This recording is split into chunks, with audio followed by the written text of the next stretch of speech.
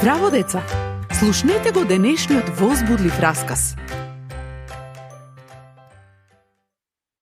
Кошницата со облеката за перење беше тешка и нам ја однесе до реката. Таму ги извади валканите алишта, ги потопи во вода и ги триеше на голем камен.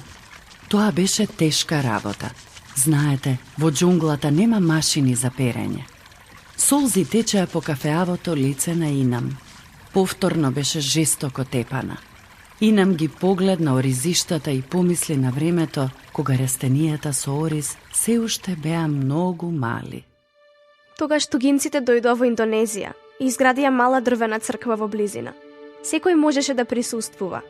Зиркав низ пукнатините и слушав кога се пееја прекрасните песни. Тогаш влегов внатре и ја слушав возбудливата приказна за Исус и како тој умрел на крстот за нас. Решив да го следам и да му го предадам мојот живот. Кога им кажав на моите родители дека му се молев на Исус, тие многу ми се налутија и ме тепаа. Инам плачеше, не поради тепањето, туку поради родителите. Господи Исусе, сакам и моите родители да веруваат во Тебе, да живеат за Тебе и да одат на небото еден ден. Те молам, не дозволувај да бидат изгубени. Инам ја дигна кошницата за алишта и ја однесе дома. Зошто си толку бавна? Ајде побрза, изготви го оризот. По појадокот, Инам беше казната да седи дома. Но кога се смири, излезе низ прозорецот и трчаше низ високата трева во џунглата до малата црква. Не сакаше да ја пропушти службата. Песните и библиските стихови што ги научи таму и даваа нова храброст, но дома родителите ја чекаа со стап. Неина ми беше тешко од кога реши да живее за Исус. Често беше тепана, но се уште му веруваше на Исус. Кога се разболе, мајка и го викна врачот.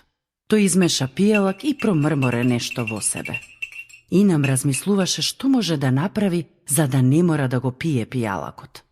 Врачот ја даде чашата и во тој миг мајка и викна: Треба да одам во кујната, оризот гори.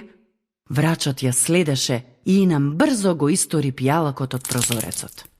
Ако некогаш дознаат што се случи натаму, ќе слушнеш во расказот во следната драма.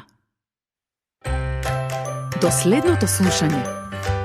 Ако сакаш да не контактираш или ако имаш прашање, пиши ни на radio7kids@gmail.com. Чао!